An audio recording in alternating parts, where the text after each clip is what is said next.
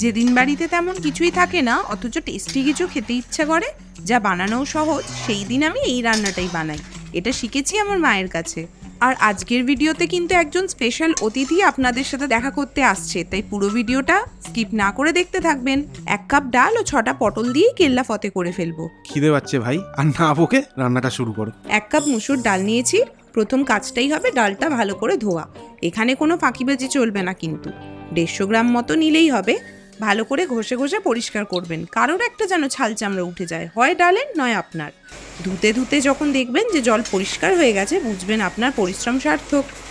তখন ফুটন্ত গরম জলে ডাল দিয়ে দিন সেদ্ধ হতে, সাথে নুনও দিলাম।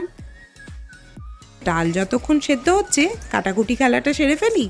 ছোট দুটো পেঁয়াজ খোলা ছাড়িয়ে নাঙ্গু পাঙ্গু করে ধুয়ে নিয়েছি, একটু মোটা মোটা করে স্লাইস করে নিচ্ছি।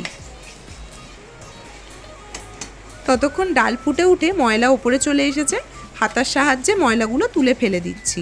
এখনও ডাল সেদ্ধ হওয়া বাকি। কেটে নেবো পটলগুলোকে, পুরো খোসাই ছাড়িয়ে ফেলছি।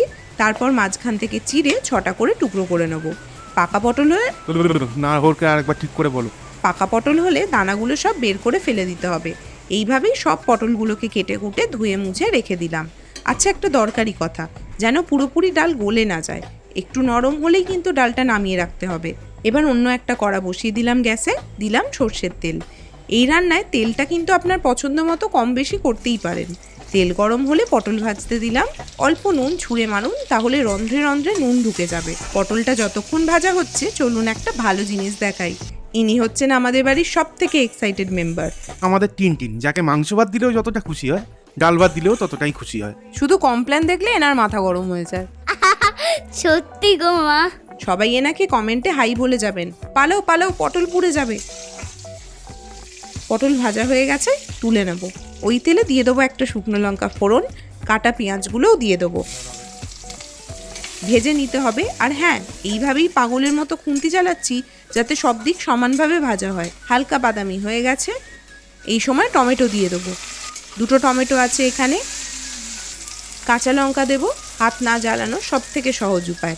কাঁচি দিয়ে লঙ্কা কাটুন ও নিজেকে বাঁচান। যেমনটি ঝাল খাবেন তেমনটাই দেবেন কাঁচা লঙ্কা। আরেকবার ভালো করে নেড়ে 1/2 টিস্পুন হলুদ দিয়ে দেবো। হ্যাঁ হাঁচো, কড়ার মধ্যে ঢুকে গিয়ে হেঁচে দাও না। তোমার রান্নার ঝাঁঝে ক্যামেরাটা হাত থেকে পড়েই যাচ্ছিল। এইসবের মধ্যে হলুদটা নাড়তে ভুলে গেছি আর ডালটা দিয়ে ফেললাম। মশলার সাথে ডালটা ভালো করে মিশিয়ে নেব। দিয়ে দেবো পটলগুলো। লাল হলুদ সবুজ সব মিশিয়ে কিন্তু দারুণ দেখতে হয়েছে। শেষমেশ প্রয়োজন মতো নুন দিয়ে দেবো। ব্যাস, রান্না শেষ। ডাল পটল রেডি।